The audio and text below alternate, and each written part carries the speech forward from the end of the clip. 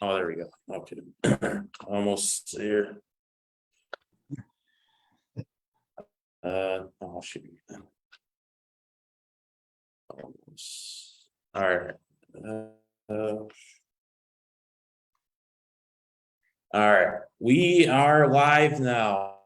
This is Indie Talk with Jesse and Jeryn, featuring the Midwest Mack Truck, Moses Mayhem. How's it going, Moses? Going good, fellas. Happy to finally be on. Yeah. Yeah, we've been definitely waiting for you to get on. You're the special attraction. We wanted to get this man on the show. So yeah. Let's start off with just a good beginner question. Talk about how you got into watching wrestling originally. Oh man, that goes back a long time. So my great grandmother used to babysit me, and she would watch pro wrestling on Saturday nights at 11 o'clock. Mm-hmm. And I can always remember falling asleep on the couch and hearing my great grandmother yelling and just going nuts. And I would, I'd wake up, here I am, just this little kid, and I would crawl and sit up on her lap, and we'd watch that, and then I'd fall asleep. And as I got older, that kind of passed down to my uncle, huge wrestling fan. I mean, this guy was just nuts about wrestling. So anytime he would babysit me, he would always wrestle with me and beat the crap out of me, but he'd always tell me, one day you're going to be a pro wrestler. And that just, I mean, ever since I was a little kid, I'd dress up as the Ultimate Warrior and Jimmy Superfly Snuka and, all the classic guys. For Halloween, I was always a pro wrestler. And then eventually it just carried, you get a little bit older, and I was actually playing baseball at the time. And I got approached by some wrestlers, and they said, hey, we know you love wrestling. You should come and do a little open tryout with us. At that time, I was probably 160 pounds if I was wet. But I went to the tryout, and my baseball agent called me that following Monday, and he said, "Did you try out for professional wrestling?" And I said, "Yeah." And he said, "They thought you did great. If you want to sign on and do that." And so, so I started way back in '99.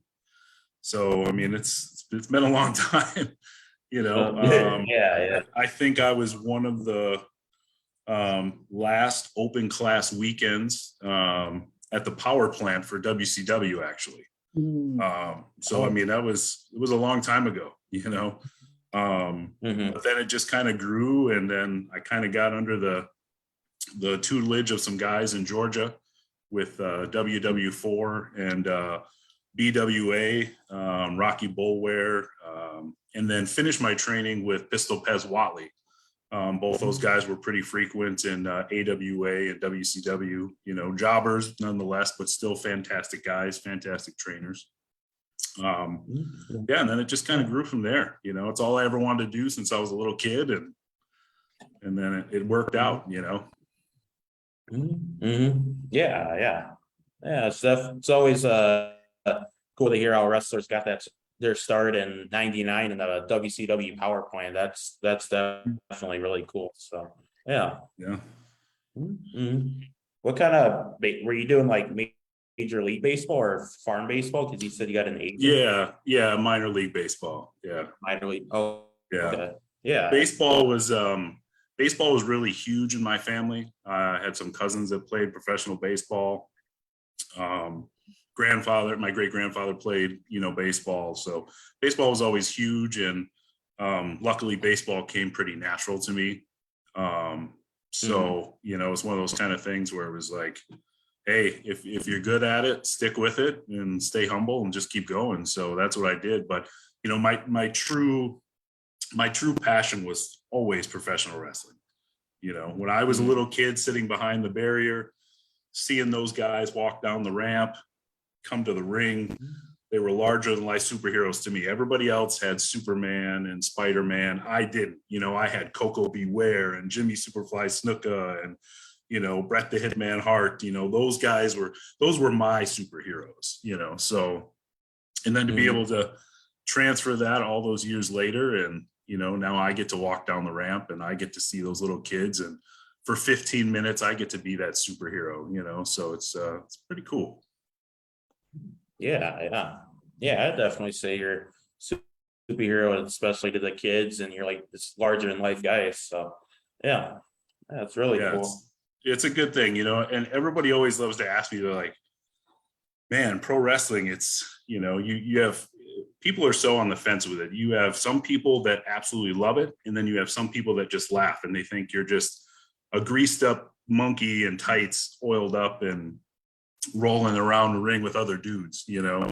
I used to hear that all the time from my roommates, from my friends. They're like, why do you even do that? But at the end of the day, for doing it this long, it's, for me, it's literally for the kids. I mean, there's nothing better than seeing that look on a little kid's face, when you're in that ring and you're telling that story, and they're just so enthralled with what you're doing. Every move you make, every expression you do, everything has such a giant impact, and to be that person that gets to tell that story and really embed that in a kid's mind, like, wow, he did it. He came through. He got the 3 count, it's just, you can't replace that feeling with anything, Yeah, definitely. Looking through the comments here, we got Mr. Michael Pam of Michael's Corner says, hey, you guys, just got out of the shower. Hello, Moses Mayhem. And first of all, Michael, this is a kind of a PG show. What are you talking about the shower here? Yeah, hold on, Michael. Now, just, you use soap, right? I trust that you use soap, brother. Yeah, don't drop. I'm just kidding. I love you, Michael. I'm actually going to be on Michael's Corner next month. So. Oh, that's right. Yeah. Yep. Michael. It is. People finally got me. People finally got me. It's a good thing. But huge shout out to Michael Earl Pam. That guy loves professional wrestling inside and out, and I give him all the credit in the world for sticking to Michael's Corner and making it happen, and just always being a part of pro wrestling. Michael's a fantastic guy, so big shout out to Michael. Yeah, definitely. Shout out to Michael and Michael's Corner. So yeah, and he also says he's one of my very good friends in wrestling. We have a strong friendship. Ask him about that. So I think I have to ask you about that. We do. We have a fantastic friendship. There's everybody goes through a lot of hard times in life, and sometimes it's good when you have those close friends that you can reach out to, and they give you an unbiased opinion, and they kind of help you through tough times. And Michael's been through a lot, and I'm truly honored to be a friend that he confides in and talks to and tries to get advice from. And so it's it's great to be there for him and share that kind of relationship with him. Yeah, definitely. We got APW owner, All Out Pro Wrestling owner Pete King says Mayhem with exclamation points. So yeah. Big Pete, how we doing? Yeah, I got Mr. Pete in here. Also on Instagram, what else we got? We got McLovin 9873 says, is this guy from Minnesota? You want to elaborate on that? I am from Minnesota, originally from Michigan, but I moved out to Minnesota when I was a teenager. So I usually consider Minnesota my home. I was there up until 2 years ago, when the wife and I decided that we had enough of the cold weather and we wanted to enjoy the beach life. And just, it was always a goal of ours, that we wanted to at some point get down to Florida. And, with all the, unfortunate stuff with COVID and all that craziness, it kind of gave us a really good opportunity to to do that and make that happen. So we capitalized on it, and we moved to Florida, and now we're we're building a house. And as most people know from my announcement, we have a little mini Mayhem baby boy on the way. He'll be here in December, so couldn't be more happy, Mm-hmm. Yeah, that is definitely really cool. Congrats to you and the wife. Congratulations, Muslim. Mm-hmm. Thank you. But just so people know, I definitely miss Minnesota. Except for the winter time. You guys can keep that stuff. Yeah, that'll come in like probably 2 months now. So Jeryn, 2 or 4 months now. Sometimes it's earlier, but yeah. Yeah. Jesse? Oh. So what do you got, Jesse? So you're talking about WCW. Did you ever appear in WCW? So I had a couple of dark matches, and I did appear on a WCW Thunder from Fargo when it was in Fargo, North Dakota. Right. So, yep. One time, one big shot, but when you get those opportunities like that, I got really lucky with being surrounded by people that always told you to take advantage of the moment, really absorb it, enjoy that specific moment. So I ate it up for all it was worth. When you're that little kid and now all of a sudden you're sitting there and catering, and 3 tables down is Hulk Hogan, and I mean, it's just Goldberg's there, and Nash, and all these guys are around, and you're sitting there just going, I have no clue what's going on right now. I got to try not to smile so much, but I went out, had a nice little squash match, and that was it, so, but totally worth it. Totally worth it. Yeah. What do you think about AEW and what they're doing with the dark matches?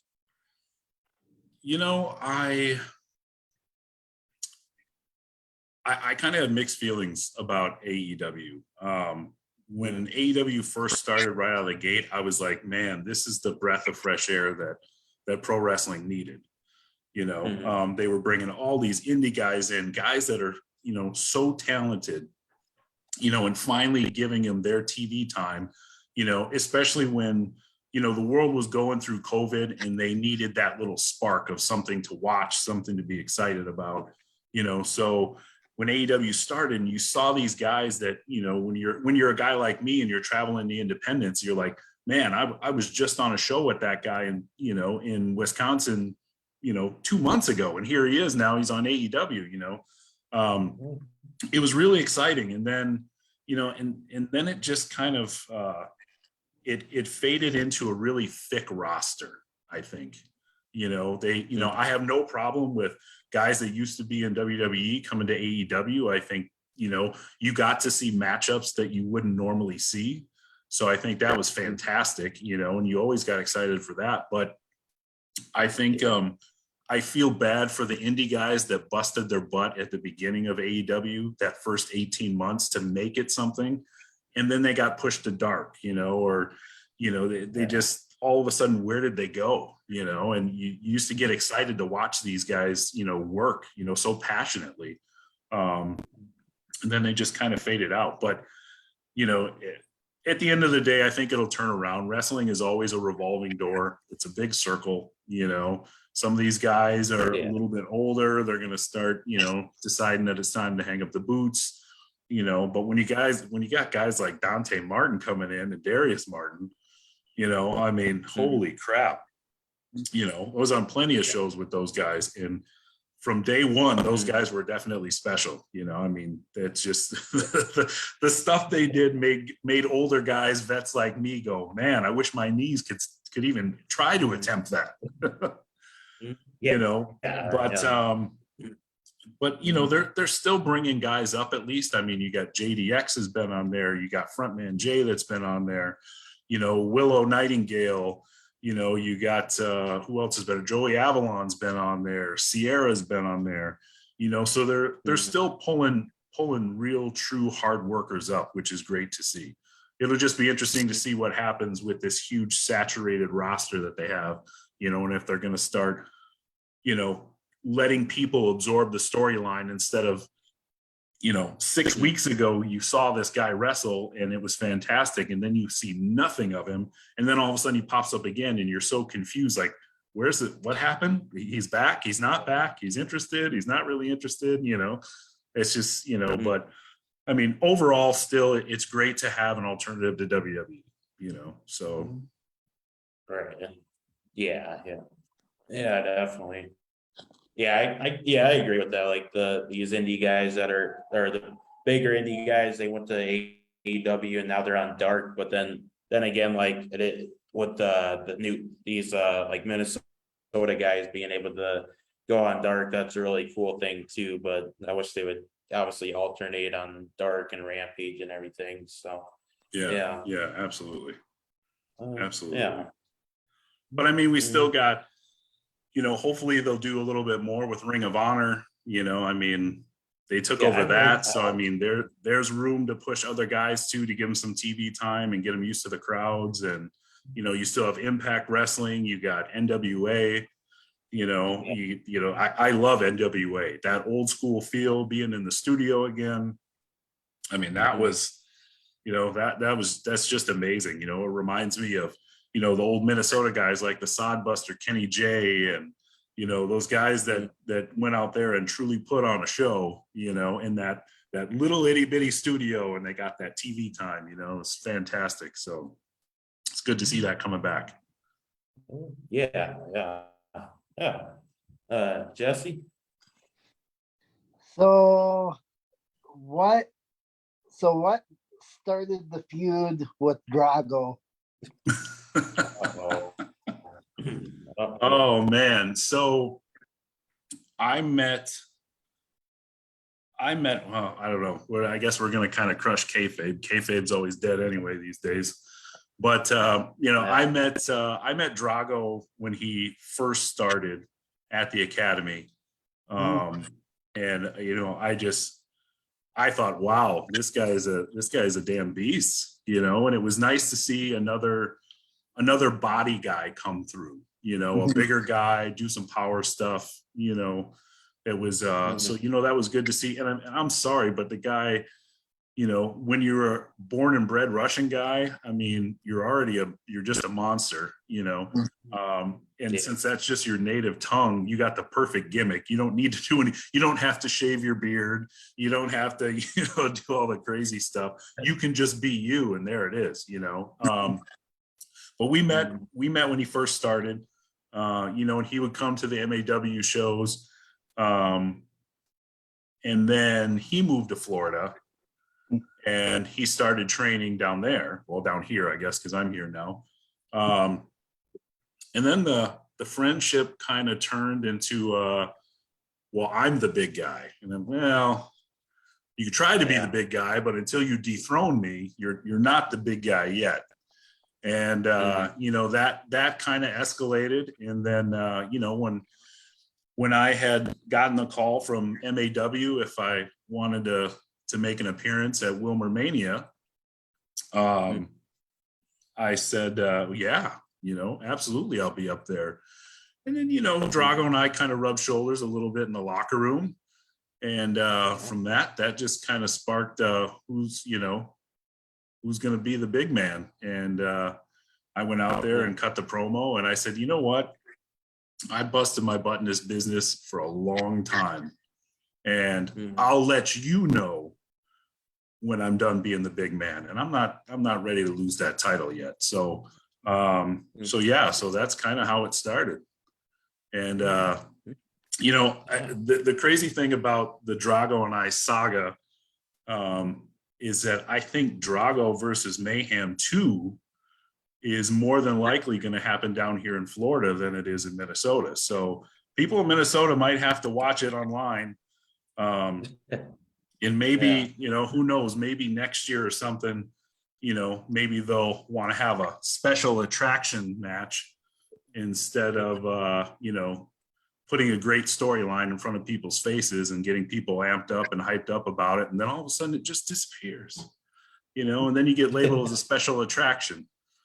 So, it's a little frustrating, but, hey, I don't call the shots. I just go out and put on the best show I can and be as humble as I can and make sure the fans go home happy and the kids are smiling at the end of the night. So. Yeah. We'll have to see if that happens. You could do it in I know there's one company, Stranglehold Pro Wrestling, right? That's for drop wrestling right now. Yeah, there's a few of them down here. So you got Stranglehold, you got UCW. I know Drago's been doing a lot of stuff with UCW now down here. And you never know where Mayhem's going to show up during a Drago match. So let me put that out there. So people got to pay attention to that, because the feud between Drago and I is far from over. I'll pass the torch when I'm damn well ready. That now's not that time. Oh, okay. I'll have to see. And good old Chavo just posted the link to that first match that you're talking about in Stillwater. If anybody hasn't watched that, go check it out. And that was Moses Drago 1. So you guys decided to throw the referee around. What was all that about? You know what? Drago and I think we were just heated up. We were in the moment and we got frustrated. We wanted to go, we wanted to beat the living hell out of each other. It had built up for however long, with all the hype online and, people calling and texting and emails and, he's saying this and you're doing that and, whatever. It just got to a point where we could give a crap less about what the ref was doing. And if he was going to continue to, referees are great. I love it when they do their job and they call it down the middle. But when you got two big hosses in the ring that are trying to take care of business, you can take that 10 count, shine it up real nice. And I think you guys know the rest of that one. But, and we both just got fed up with it. I think that's the one thing that him and I can agree on, is that ref should have just shut his mouth, stood in the corner, and just let us beat the crap out of each other. That's what the fans wanted. I mean, between Wilmer Mania and the Stillwater show, I mean, play back the tape, listen to the fans saying, let them fight. I mean, we were there to do work. So. Yeah. And the whole locker room came out and they tried to separate you, the whole security team, and it took everyone to stop you guys. I felt a little bad watching the playback of that. I think I can't remember the security guard's name. He's supposed to be the lead security guy. He's short, little, he's a really skinny dude. I can't think of what his name is. Red hair. If anybody knows what his name is, I apologize. I'm sorry, I don't remember everybody's name. I felt bad because when I watched the playback, when I broke through that last time and jumped over everybody to get Drago because I wanted one more shot at him, I think I took him completely out and he was grabbing his ankle. So I felt bad, but when the Midwest Mack truck says move, that's a giant horn saying get out of the way because you're going to get plowed over. So yeah, definitely. Yeah, that was definitely. I was there for that. That was definitely insane to see in person, and even just you coming out, I was right on the right side of that the entrance area. So yeah, that was really. It was great. It was a fantastic feeling. I mean, it was. I've obviously, I've been gone out of MAW for a couple of years with moving and getting life situated and settled down here in Florida and stuff, but there's very few things in life that will still give me goosebumps, and when you hear your music and you walk through that curtain, whether it's 10 people, it's 1,000 people, it's 10,000 people, it doesn't matter. When your music hits, you walk through that curtain and you see all those little kids stretch their hands out. You can't, you just can't, there's nothing to beat it. When you look around, you see all those Moses Mayhem shirts, and everything, it just gives you that feeling like, yep, I'm home, so it was great to see. It was a great response from everybody. And, hopefully at some point Probably, I highly doubt there'll be anything for me this year. I've kind of run out of time with that. Some places knew that I was kind of under a time crunch if I was going to be able to come back up right away and do some more shows. But I'm kind of getting to the end of that with the baby boy, coming, and for me it's family first and making sure my wife is doing fantastic, and the boys on the way, and getting them settled. But like I've always said, I am back, and I'll hang the boots up when I'm ready to hang them up, but I'm pretty sure I can still go with them. So Okay. Yeah. Fans, you have to see what the Drago and Mayhem feud brings to us, whether it's Minnesota, Florida, Mars, I don't know. So, you never know. It could be in Georgia. It could, I know that there's definitely some interested places that have been in contact that they would love to see Mayhem versus Drago 2. So it's not just a MAW or a Minnesota thing. How, as much as I would love to have it there, because I'd love to whoop his ass in my own hometown, but there's always pending things, like I said, when you're considered a special attraction. Yeah, battle around the whole US or something. Hey, I'm all for it. I'm all for it. I don't bust my butt in the gym 7 days a week to just sit here and think about life, Yeah.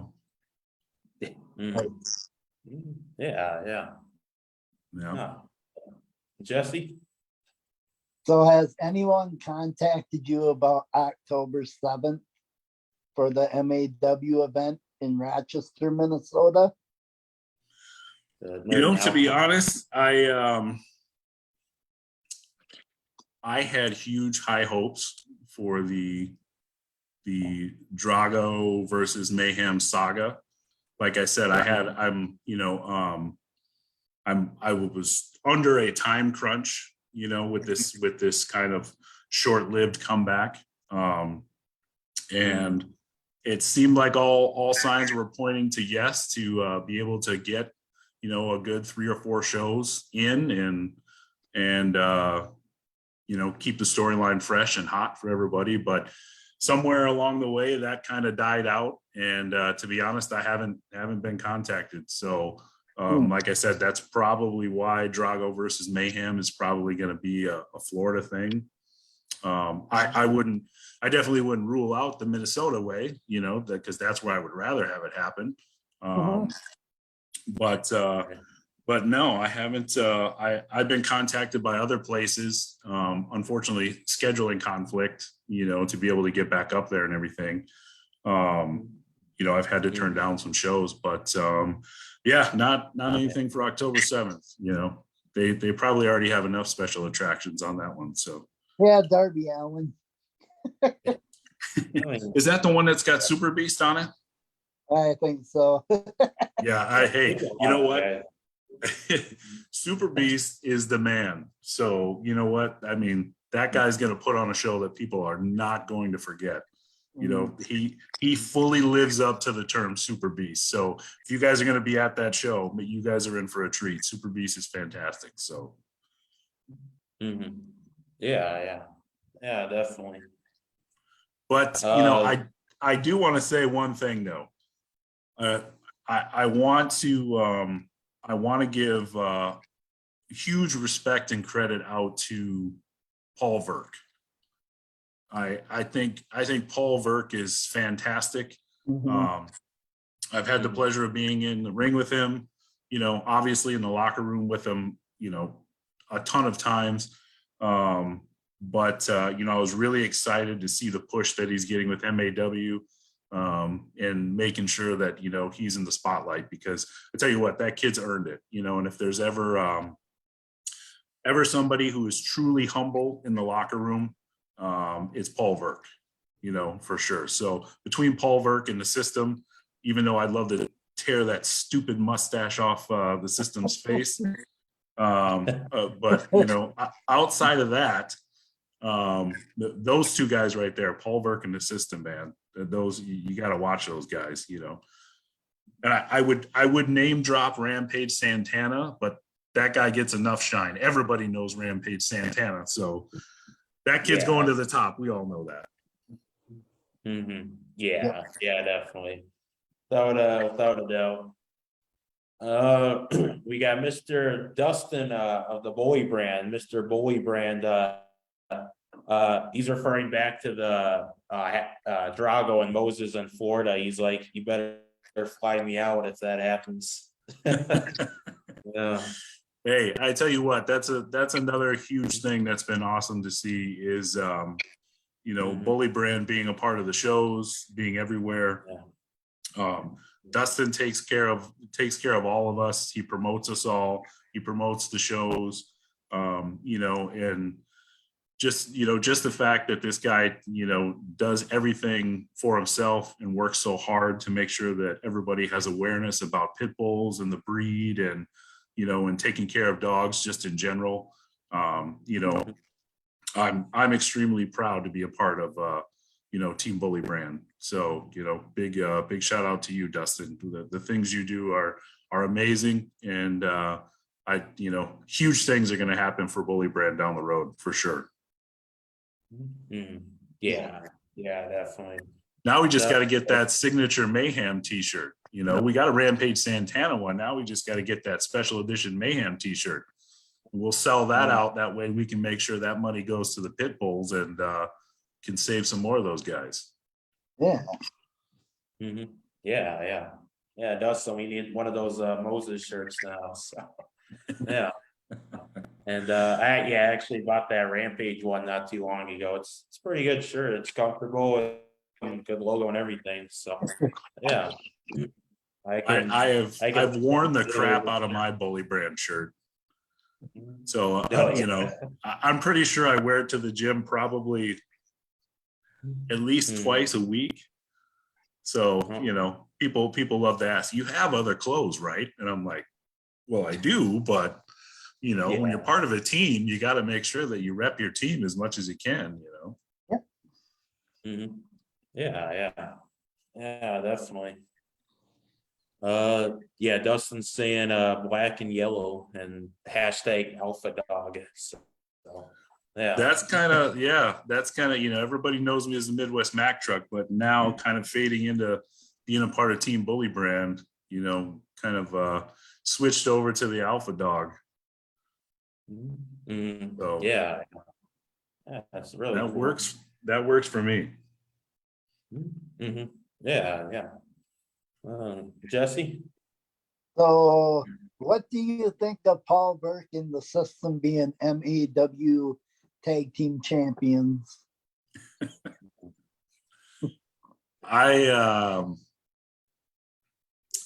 I think they both deserve whatever strap they want to throw on them. I mean, those guys earn it day in and day out. That's for sure. Who knows what the concept was by putting those guys as tag team partners. I mean, it throws a curveball to everybody, which I think is, at the end of the day is a good thing, just because it keeps things spicy, Right. Yeah. And it keeps people. It's definitely going to bring people to the show because they want to see, is Paul Burke and the System going to tear each other up, or are they going to work as a cohesive unit and just take over the tag team division? Right. So it's out of the box thinking that I think MAW has been doing a fantastic job at. I mean, especially with all the guys that they've been bringing in and making sure that every single show they put on, it gives a lot of people, especially on the independents, and people that, they may not be able to afford going to an AEW or a WWE show, but they can go to an MAW show and they can see, this top talent and these guys coming in from all over the place that they may have just only seen on the internet. They've only seen them online, and now they get to sit there in the front row and watch them, that close and get autographs and stuff. So, they're definitely doing their thing, and they're doing, I think they're doing good by the wrestling fans for sure. Right. Yeah. I think it's always yeah, I mean, cool thing to go to a show, but with like MAW, what they're putting out, and obviously getting to talk with the talents during the intermission or after the show, and buying T-shirts and all the merchandise that they got. So it's definitely really, really cool. So yeah. Yeah, I mean, because I can remember way back at the beginning of MAW when we would wrestle in Hudson, Wisconsin, you know, and there we went from 10 people in the seats to 40 people in the seats to 60 people in the seats to selling out, you know, and having you know, having the fire marshal come down and say there's too many people in here, you know, to so I mean, yeah, I mean, it's been a really awesome, you know, thing to watch the evolution of MAW to go from, you know, like I said, being a true small independent, you know, promotion to, you know, Eli working his butt off, getting things going, you know, Brian Sager working his butt off, getting things going. And then, you know, having David, you know, Amatrano come in and kind of be that, you know, that missing piece to make MAW, you know, go to the next level, you know. So it's been, you know, it's been really cool to watch, and it's been, you know, really cool for the most part to, you know, to be able to be a part of that stuff, you know, from the beginning, you know. So it's going to be interesting to see where MAW is, you know, 6 months to a year from now, you know. So I mean, they got the TV spot now, you know, they're trying to do random studio shows here and there, so you know, they have a ton of things going for them, you know. Mhm. It's just it's one of those things where I'm like, man, why wasn't that going on 2.5 years ago, or, you know, right before COVID when I was still there? Yeah. Yeah, you could have been on the top of the world with the TV products. So You know, yeah, but they'll still put out matches of you though. yeah, but you know, Yeah. like I said, but you know, between David, Brian, and Eli, you know, those guys, you know, for people that only see the show and don't see what those guys do behind the scenes, I mean, I think people would truly be amazed if they saw, you know, how much those guys truly bust their butt to make sure they put on a show that fans want to keep coming back for, you know. Yeah, definitely.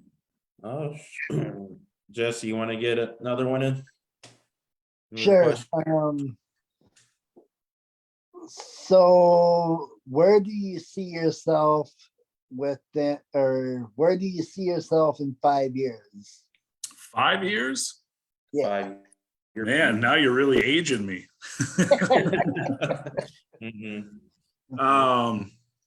You planning to go to Well, college? you know, Yeah,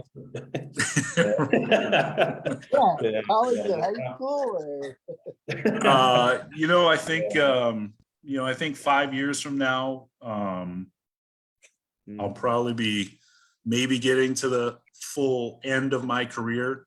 I think I want to obviously go till I can't go anymore. But I think the biggest thing for me in the next 5 years is to you know, just be the best husband I can be, and be the best dad I can be, and hopefully one day be able to bring, you know, mini Mayhem to a show when he can see it and, you know, realize, holy crap, that's my dad up there, you know, and just be able to share that, you know, that moment. And I think being able to share that moment will allow me to probably finally close the door of my performing part in pro wrestling.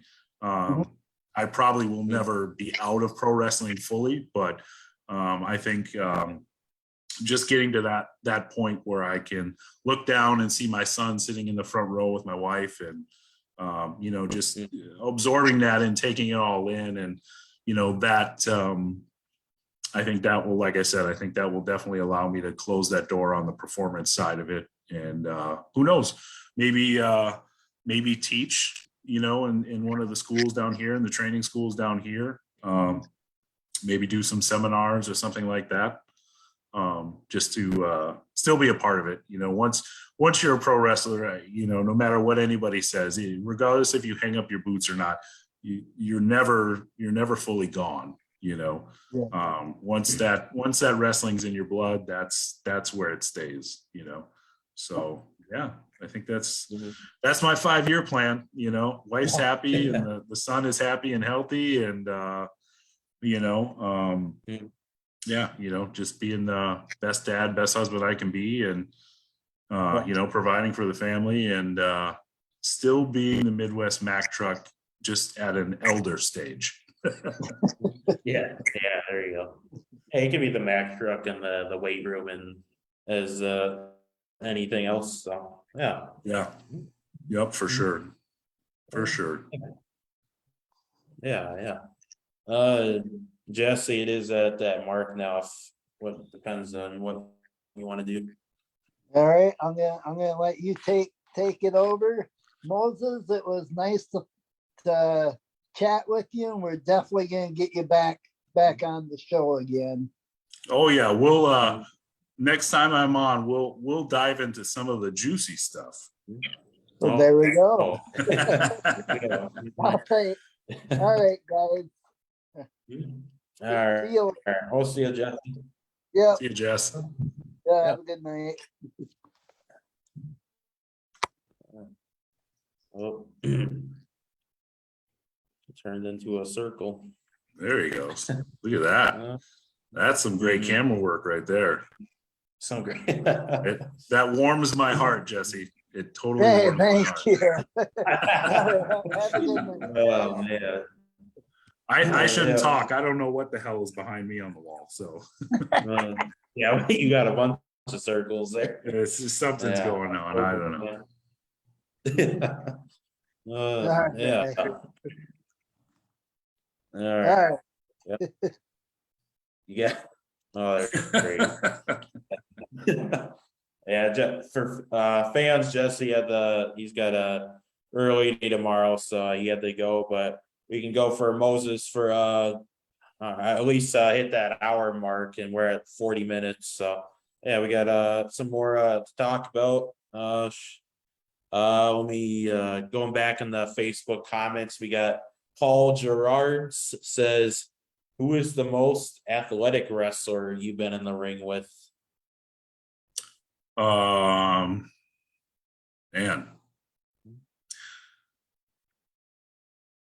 that's a good question. I mean, there's so many people that, they have their own specific talents, that they can really do. If I had to pick somebody who was extremely athletic, and really does I have never had the opportunity to work JDX at all. But if I was just to go from a visual standpoint, I mean, JDX is the kid is insane. Another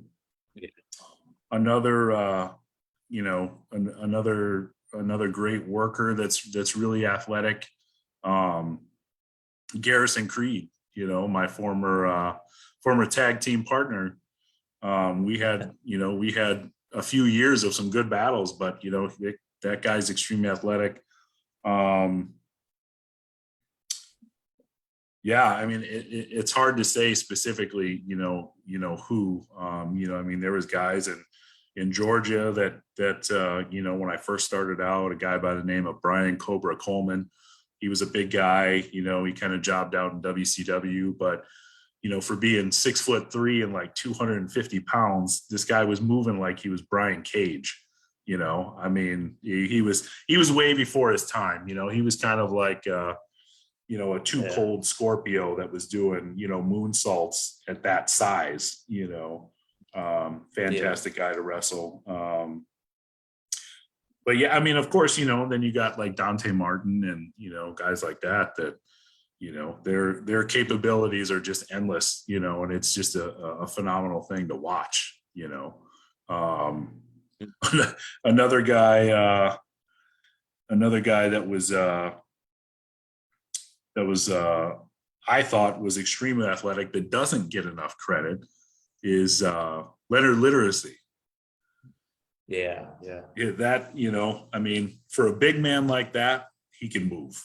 you know, so big ups to Leonard Literacy for his athleticism, for being that big of a guy. You know, he can move for sure. Mhm. Yeah. It is insane that what he can do. He can do a moonsault, and he's been doing it for I believe since '04. So yeah, he's definitely really cool. So Yep. yeah. And then Paul also says, who is the strongest wrestler that you faced? Ooh, strongest wrestler I faced. Mm. I don't know if too many people, the wrestling community would remember. I wrestled an indie show in Georgia against Chronic, is what he used to go by. You know, I mean, just the guy was just a massive beast, you know. So that would probably be the strongest guy I probably ever faced, besides the Harris brothers. They had a stint in WCW, and I had a couple of tag matches against them. You know, those guys were just farm boy strong. You know, if I was going to say indies in the Minnesota area, you know, strength wise, Garrison Creed, extremely strong. Another guy that's actually really strong, Joey Jet Avalon. Yeah, You know, he can move with the best of them, and you know, he can move me. You know, I'd give Drago credit, but I don't want to do that. So yeah. Yeah. And yeah, also speaking of Drago, I hope he's still watching, but I was going back in the earlier comments. He said, "What's up?" So Drago was/is possibly still watching. So yeah, yeah, he's lurking. He wants to see what becomes of the feud, or if it could be an online feud or something. Hey, Yeah. Drago knows this is not over yet. We've only just begun. Yeah, definitely well said. McLovin 9873 on Instagram says, what is your favorite TV show? My favorite TV show? I am a huge history buff. I love history. I love pretty much anything on the History Channel I'll watch. But 99.9% of the time I'm watching wrestling. You know, I can never, you know, whether it's I'm watching NXT because I recorded it, or AEW, or, you know, Raw or SmackDown, or, you know, for the most part, I'm watching wrestling. But if it was something outside of wrestling, it's something history orientated, ghost hunting shows, or, you know, shows about aliens, you know. So, definitely really cool. Something more intriguing than reality. Yeah, there you go. Yeah. What else is there? The summit says, if you could pick one opponent for your last match, who would it be? Ken Anderson. Yeah, that would be a really good one. Have you faced him yet, or? I have not. We've shared locker rooms. We've just never been booked against each other, you know. So I think you know, Ken and what he's done with the academy and the students and the talent he's turned out is it's phenomenal. I mean, it's great to see. I've been over there a couple of times to check it out, and you know, had great conversations with Ken, and you know, and he truly cares about the kids, and he cares about them learning, you know, pro wrestling the right way, keeping it safe, but keeping it fun. And, you know, he really, truly builds the confidence of those kids that, you know, they're going to be pro wrestlers and they're going to do something great, you know, in the business. So if you have that dream, you want to be a pro wrestler and you're in that area, you got to go see Ken and go to the academy. He's gonna treat you well, and he's gonna make it happen. So Yeah, yeah. And yeah, pretty much on every show, we always talk about the academy, what the academy's done. Obviously Dante Martin, since he's gotten the AEW, and then a Rampage Santana, the System, Paul Verk, and so many guys. It's definitely really cool. yeah, and you have all these, you have all these other guys too that are just, doing fantastic, X, wrestler X. I've had some good matches against him. I mean, he works nice and hard, and he's another powerful guy. I mean, he definitely holds his own, that's for sure.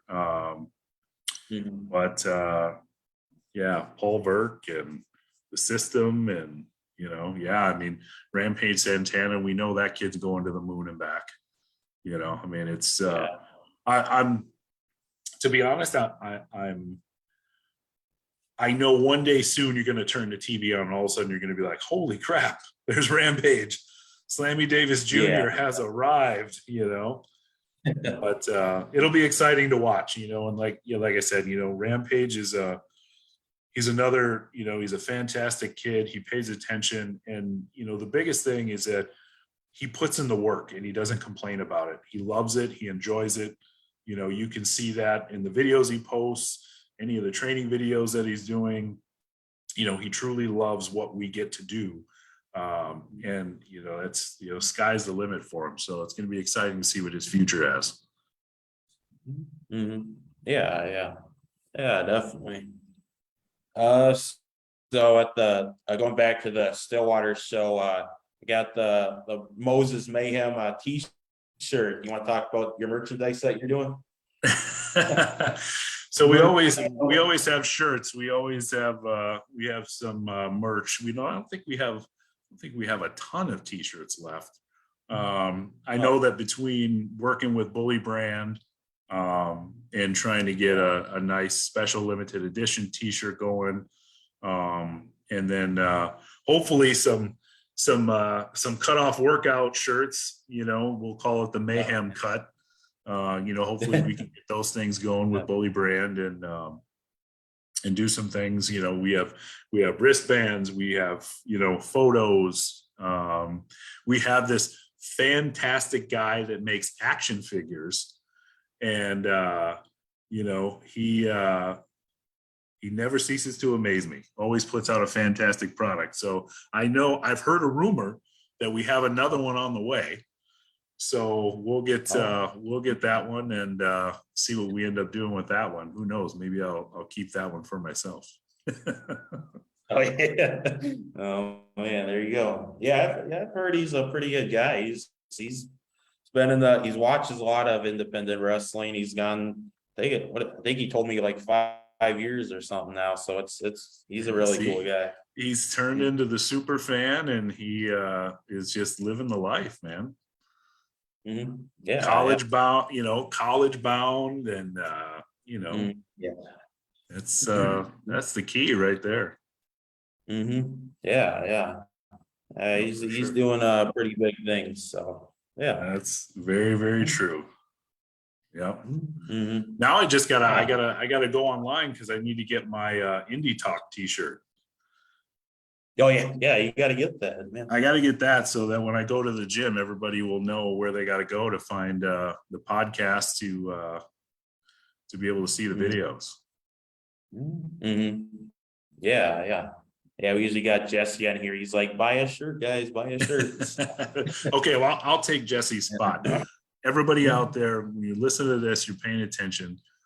You got to go on. You got to get your Indie Talk shirt. You got to wear it everywhere. Give these guys some marketing. Get their name out there.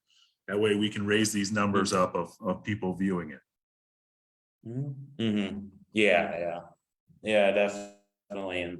And yeah, for every pretty much every post, every advertising for a show, I got on the bottom of the what do you call it? The description. I got instructions to buy a shirt. It goes to a link. We got pretty much got our buddy Matthew Schrader as our as our model, if you say that on the post. We got the instructions. They're like, he took a good picture. I'm like, well, we'll use that. Put the instructions above that, and it all goes through Cashapp straight to Mr. Bullybrand Dustin, and yeah, I think we've sold 5 or 6 now. So Okay. our goal is to at least sell 75. So yeah. Okay. Nice. Yeah. Now, does it come in a 3X? Because there are some of us that we can't really wear, that baby gap size. So, some of us gotta be, we are a little larger, so we gotta get a bigger shirt. But if it's going through Dustin, Yeah, Dustin will make sure I get a 3X. Yeah. I think Dustin pretty do any size. He's got the logos printed out, and then he presses them on any size shirts that are ordered through Cash App or even just talk to him at a show. He goes to a lot of the MAW, Ironheart, Steel Domain. He's been to the Under the Big Top for the first time in Paradise City. So Nice. he gets around a lot. So yeah. Oh, hey, you know what? That reminds me. To answer, I don't know if it was Paul's question or McLovin's question about strongest guys. I've had some pretty good battles with Mitch Paradise. So that would be another strong guy. So that would be another one for sure. I know that Mitch and I were set to battle at a brewery, and we got interrupted by a couple of clowns. And we decided to join teams and tag up and basically just wipe the whole brewery with these 2 clowns. And we had a beer afterwards, and we stone colded it, and we cleaned house. So yeah, Mitch would be another one. Mitch has been around a little bit longer than I have, and we've crossed paths many a time. And eventually I can tell the people out there this next year for sure. After Mini Mayhem is born and we get all settled with that, I will be back, and I will be debuting in Ironheart Pro for sure. So make sure Caitlin Diamond is ready for that. So she better make sure that she's on commentary, because I know she'll have a lot to say. Yeah. She always does. Fantastic commentator, but always a lot to say. Yeah, she definitely has a lot to say on the commentary, on the videos, and the co-host or the table guy that she has that she does the announcing with. I forgot his name. I'm sorry, but yeah. Good dude, though. That's the thing. It's anytime you do an interview or anything like that, you always have that. I can't forget to mention this guy. I can't forget this guy's name or this girl's name or whatever it was. And then you get to talk and you forget about it. And then as soon as we finish the interview or the podcast, you're like, oh, that was that person's name. So if there's anybody out there in MAW or Steel Domain or AWF or anybody that I've worked with that I didn't give a shout out to, I love you all, and everybody that's still working hard in the indies and still living your dream. Keep going, because the indie world needs all of you. And we wouldn't we wouldn't have indie wrestling if it wasn't for all the guys in Minnesota, all the guys in Wisconsin, the guys that come up from Iowa, the guys that are in South Dakota, all those promotions everywhere. Everybody just keep working hard and keep the indie spirit alive, because the stars of yesterday, the stars of tomorrow, we all started in the indies somehow, some way. So, all those guys got to keep going and keep putting on that show and living your dream, because that's what it's all about. Yeah, definitely well said.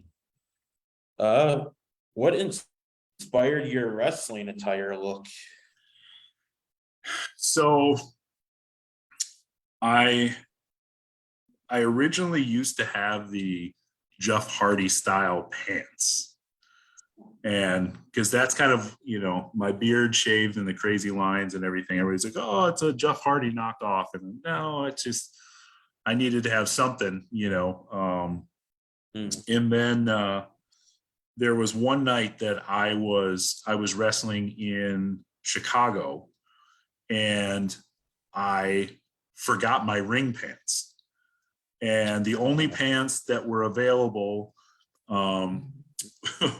was from a buddy that was there. And so I had him wear my shorts, and I wore his camo pants, and went down to the ring and wrestled, and it looked good. And then I took a little time off from pro wrestling. And then my wonderful wife knew that there was something missing, you know, and knew how bad I wanted to come back to wrestling. And so she kind of gave me the fire lit under my butt to come back. And we were just kind of searching for what would be the best gimmick and what would look great. And I saw the black and yellow camo pants, and I said, yeah, that's what I got to run with. Yeah. Have you ever done like the traditional like trunks and tights and everything, or? I wore tights, you know, long tights. I've wore long tights, but never the trunks. Never the trunks. And people always ask me that all the time, because they're like, yo, you're a bodybuilder and, you know, everything else. Why don't you just wear trunks and do whatever? And I just, it's you know, it's just not for me. You know, I think certain guys are comfortable and happy doing that. You know, I think that if you know, during the heyday of my career, you know, if I would have ever have gotten that call up to the big time, you know, and they said, hey, you got to switch to trunks, I think I probably would have had no problem doing it. But while I still had creative control over myself, I I just went with what was comfortable for me, you know. So Oh, yeah. It's definitely a unique look, and I mean, you're still showing off the bodybuilderness with the shirt and everything. So yeah. Who knows? Maybe one day, maybe one day before the end of the career, I'll actually wrestle without my shirt on. But and I think that actually started because I cut the shirt out to just walk down to the ring to have the shirt on, and I just ended up just continuing to wrestle and do the matches with the shirt on. Didn't even think about taking it off. There's a few matches though, I think, that are circulating out there where I either got the shirt ripped off or I took it off, you know, trying to hulk up and you know, press some people. But yeah, that's that gimmick lets me feel comfortable and lets me be comfortable in the ring. So we'll stick with the black and white camo. Oh yeah, there you go. Yeah, probably the best, but I don't know. Yeah. We got Jason Ewert in the Facebook comments. He's suggesting an Moses Mayhem versus Austin Arrow match. Have you ever met Austin Arrow or done? I love Austin Arrow. Austin Arrow is fantastic. Actually, the very last match I had in MAW before I moved was a 6-man tag match, and it was me, Austin Arrow, and one other person, I can't remember who it was, against Craven Knight, Paul Verk, and somebody else. But yeah, I love Austin Arrow. That kid is he's also phenomenal. You know, we've shared a lot of time in MAW locker room. So yeah, I'd work against Austin Arrow, and I wouldn't hesitate to be his tag partner either. So okay, yeah, definitely a great talent, and seen him I think just a handful of times, but yeah, definitely a great wrestler. So he's another guy that's extremely athletic. So, you know, I mean, when he's in the ring and he's working with the right guy, and he's putting in the work, he's athletic as hell. Yeah, definitely. What is your favorite food? My favorite food. Let's see, what don't I eat? That's the question. Oh. Man, between Chipotle or steak and lobster. I mean, living down here in Florida, you get the fresh seafood, so it's hard not to eat grouper and all the fun stuff, lobster tails and shrimp and crab and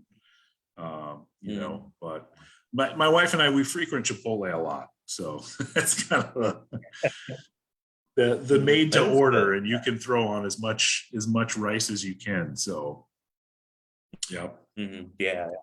Yeah, I mean, Chipotle obviously a great place, very popular and everything. So You yeah. got a Chipotle up there at school? Uh, I believe I do. I've just never found it yet. I think Are there's you something out here. are you just There's living a off that? Qdoba for sure, but Oh, Qdoba, okay.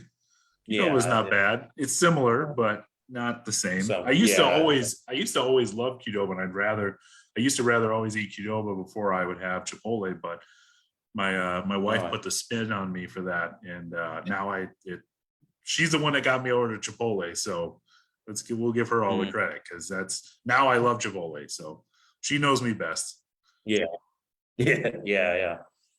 So are you just living off the ramen noodle and Gatorade there in the dorms, or you going down to Uh, the student center and rocking those slices of pizza, or what do you got there?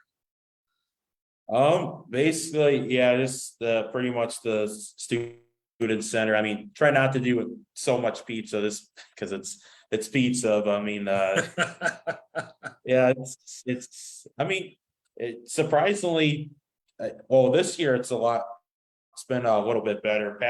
Last year wasn't the best, and a lot of the food there is kind of just weird, but it's what I gotta eat. It's on the tuition, so yeah. Yeah, yeah, for Yeah, sure. it's yeah, could be a lot better, but yeah, probably should do the ramen noodles. That might even be better. So yeah, that's how it is over there.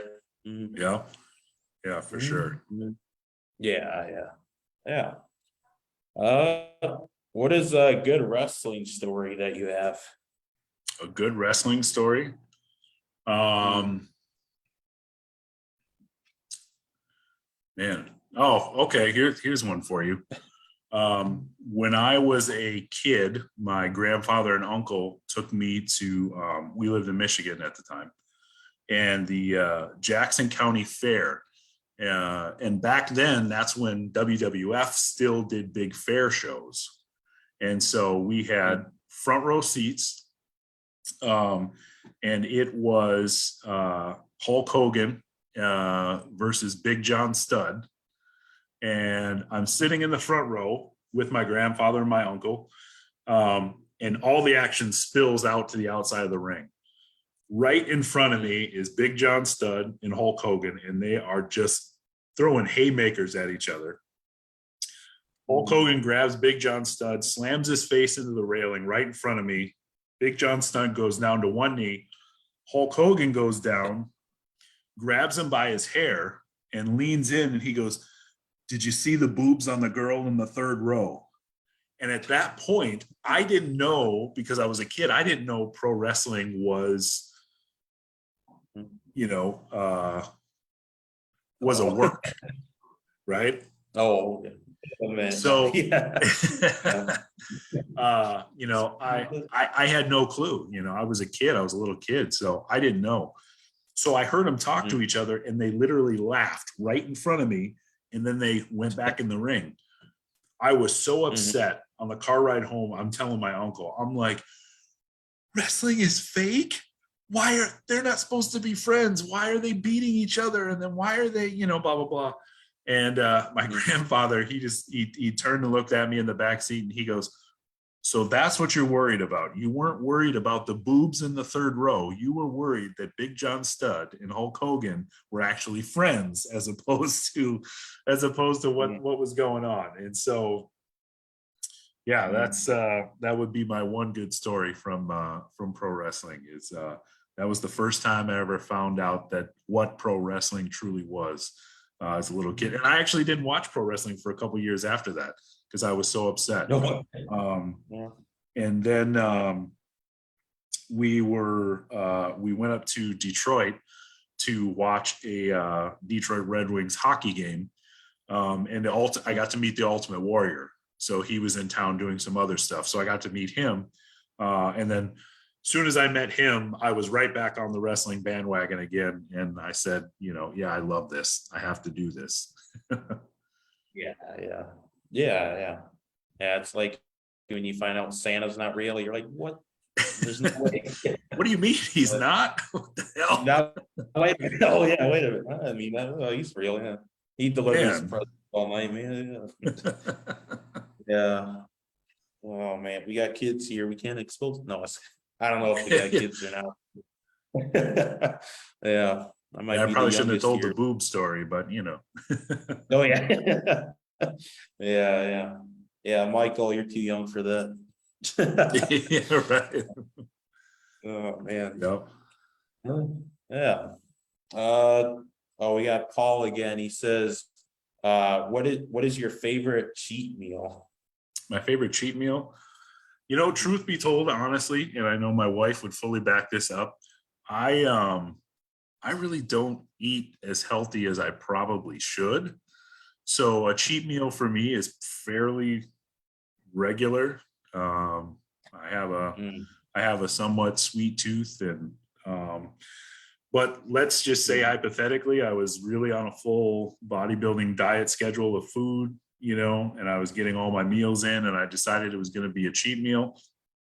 I would go to Wendy's for a triple with cheese and mayonnaise only, a large fry, a large mellow yellow, and a large chocolate frosty to dip my fries in.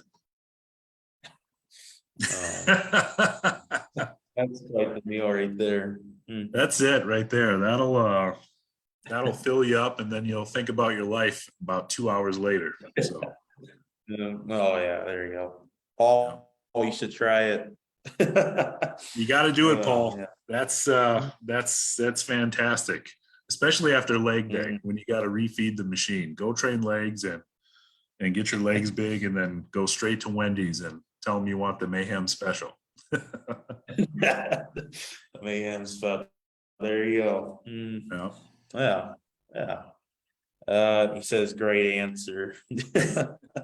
That's an interesting answer right there. So, yeah. We got he's back. The real Drago says, I think Moses got smaller. No, scale said 270. I'm pretty sure Drago's not 270. No, I don't think so. Yeah, Drago, you're a little bit smaller than that. You're still big. I'm pretty sure I've posted some recent pics that would prove otherwise. But hey, you know what? I will give credit where credit is due. Drago is a fantastic beast of a man, and Drago also has a exceptional career ahead of him. So. Pending what happens after I'm done with him, but still, I think he's going to have a great career. Yeah. He says you look like 240, and he is 265 right now. So I still got him by 5 pounds. That's good. Yeah, there you go. We'll meet soon enough, Drago. We'll meet soon enough. Yeah. So usually during the point of this, we do like a little name association. So basically I'll give you a name of a wrestling personnel and see what describe what your original thoughts are when you met them or first had an interaction with them. So okay. Few you touched on a little bit, but we'll see what your beginning story was with some of these guys. But first we got X. Great athlete, smells like cheese. Oh man. Damian Graves. Another fantastic athlete. Mhm. Yep, for sure. Jacob Savage.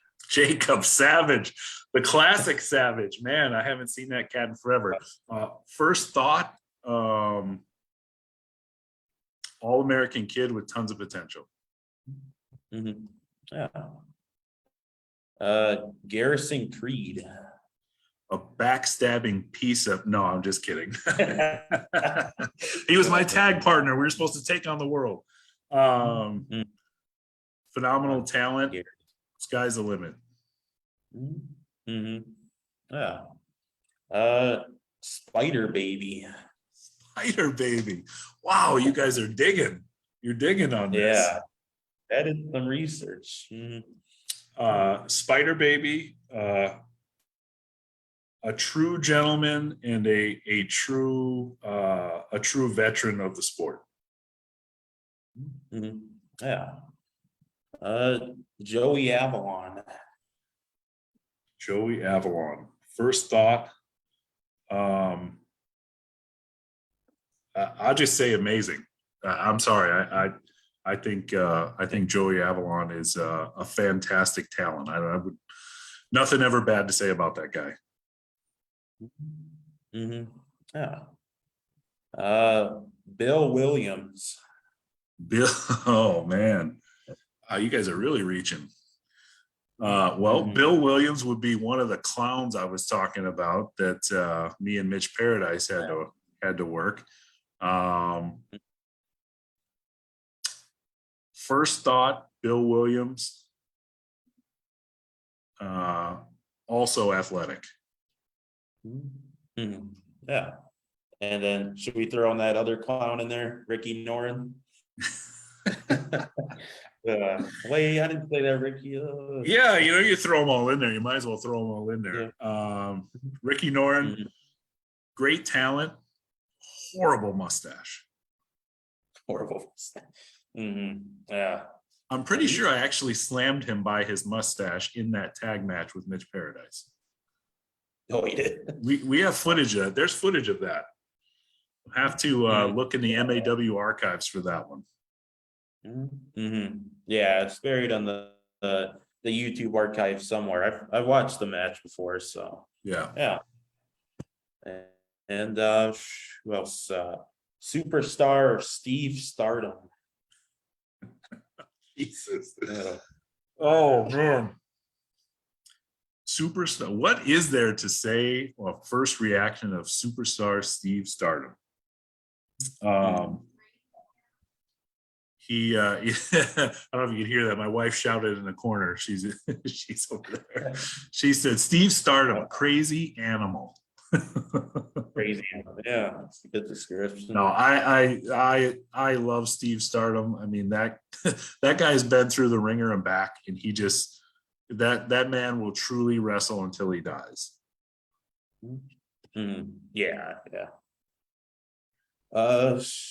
WWE superstar Sheamus.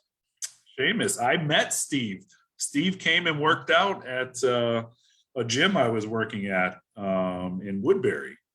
I was a personal trainer there, and I was training a client, and I had some people. Everybody obviously knew that I was a wrestler. They said, "Hey, we think there's some WWE guys at the front counter that want to come in for a workout." So I peeked around a corner, and sure enough, it was Sheamus, and I was like, "So yeah." So I went up there and talked to him, and got him in for a workout, and then went next door to GNC and grabbed some beverages and chatted for a while. I would say Steve's fantastic guy. That would be my first impression, my first response hearing his name. Okay. WWF/WWE legend Haku. Man, he is one bad MFer. That's my response to Haku. He was on I think MAW. I got pictures with him. They were at MAW show at the St. Croix, the first show at the St. Croix Casino.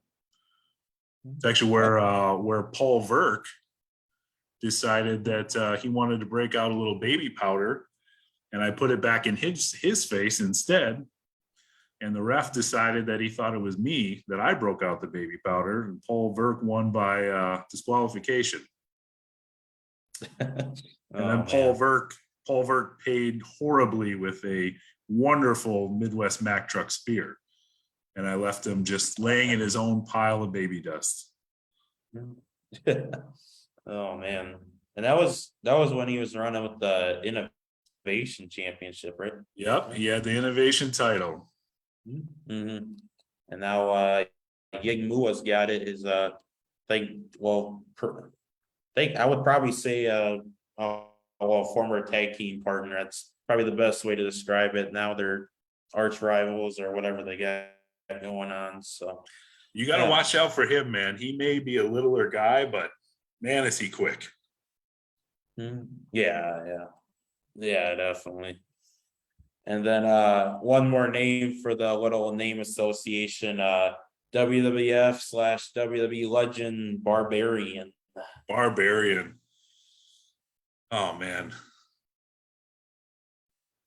My missing brother is what I would say. That would be my word association for the Barbarian. Just a beast of a guy that just went in and just destroyed people. Mm-hmm. Yeah, definitely a big guy there. So yeah. And then looking in the let me throw one at you. Let me give you a word association one. Oh no. Yeah. You ready for it? Yeah, I'm ready. Brian Cage.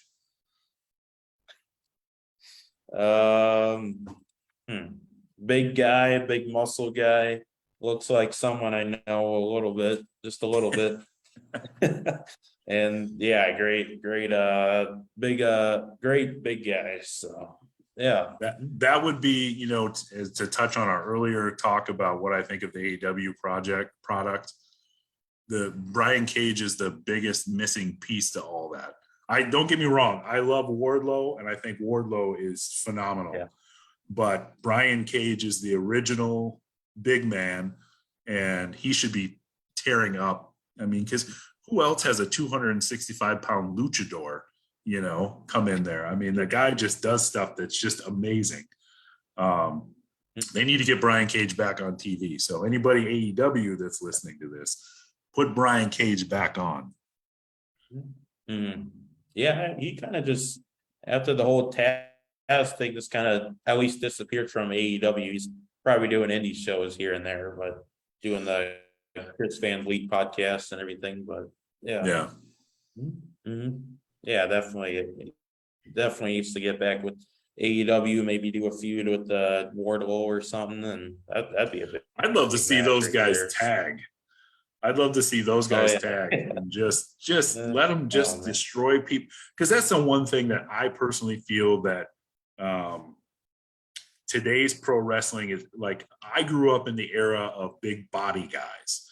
So you had all these bodybuilder, larger than life looking guys, regardless of whatever they did in their spare time to get that way, that's neither here nor there.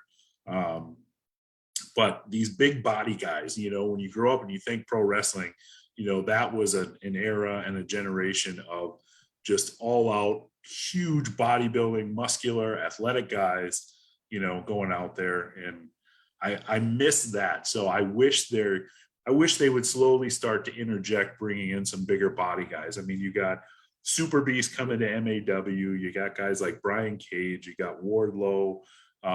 You got, Rick Steiner's son over in NXT, Brock Reckensteiner, I mean, you got, guys like that coming up, and it's nice to finally see some guys that, that aren't, hey, I'd have a 6-pack too if I weighed 160 pounds, but I don't, so yeah. I want to see some big guys, bringing the big guy stuff back, it just would be nice to see. Yeah. And also like Will Hobbs, he's another big dude. Hobbs is an animal.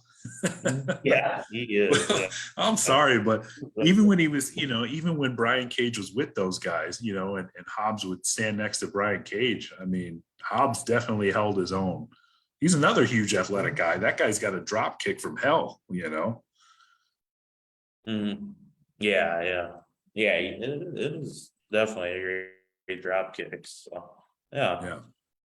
Yeah. Jason Ewert in the Facebook comments says he says that you or yourself and or invite in a death match would be cool.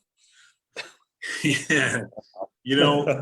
Oren and I had a really good match that actually got interrupted by Riley Jackson of all people.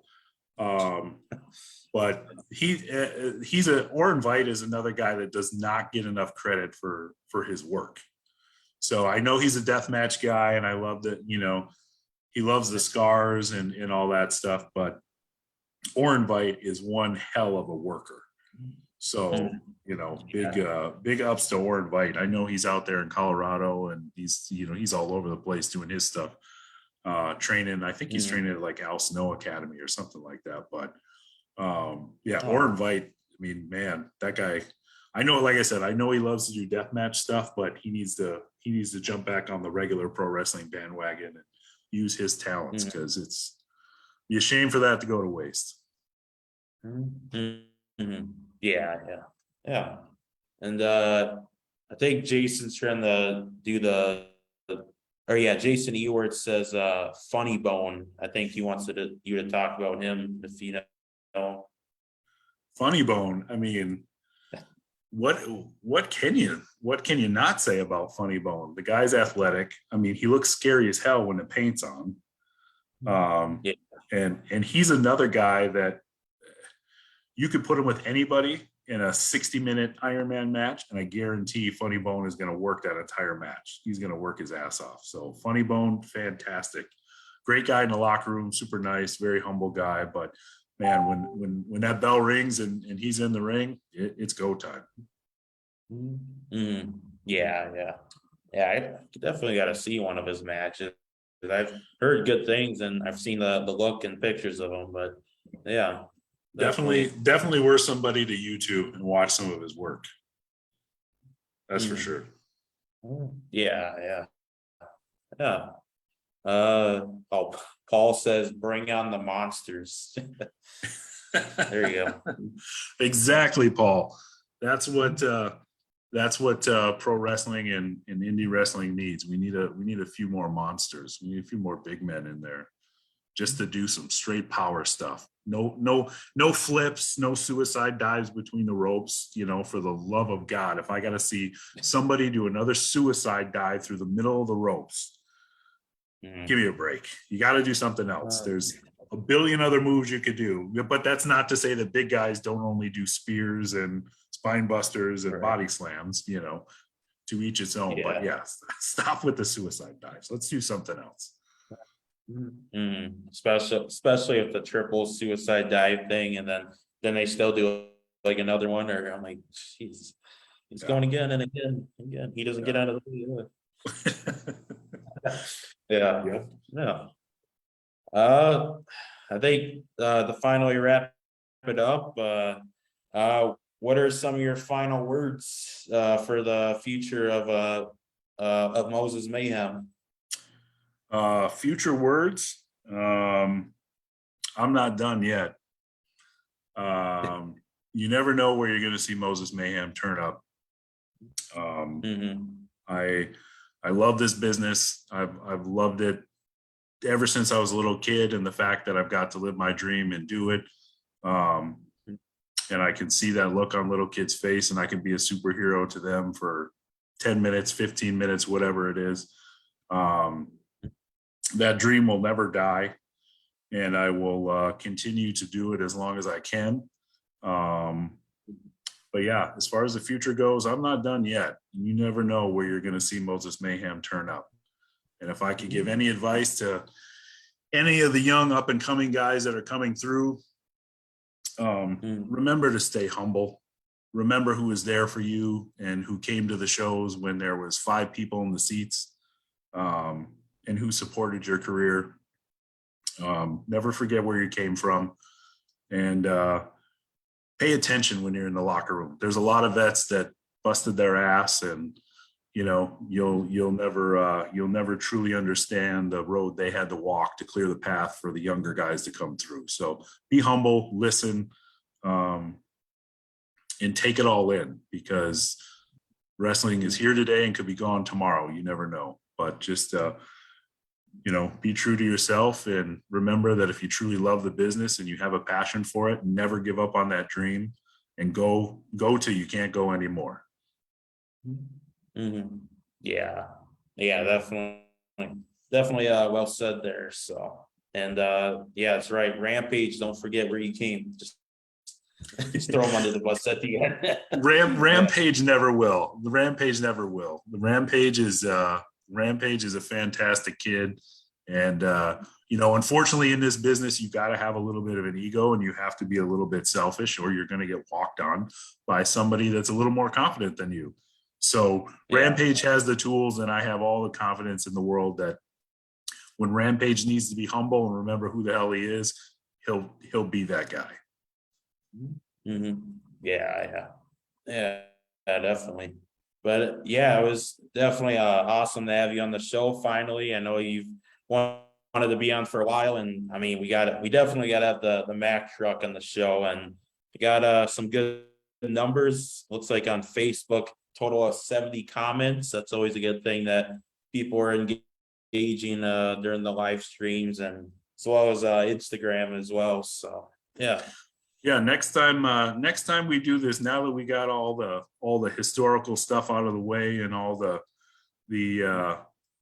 little get to know you questions, we'll dive in a little bit deeper to Minnesota independent wrestling, and we'll dig into some of the juicy stuff that people probably don't know, and they should know. Yeah. But yeah, that's for another time, but we'll get there. We'll get there to that. Okay. Yeah. Definitely we can work on that, and yeah, we can't get enough of Moses Mayhem. So well, I miss everybody in Minnesota. I hope to be back sooner than later. Until then, just keep trucking. That's all you can do. Words from the Mack truck. yeah, there you go. All right, thank you again, and have a nice night, Moses. You got it. We'll talk to you later, Jeryn. See you, bud. All right, sounds good. Live stream is ending, guys.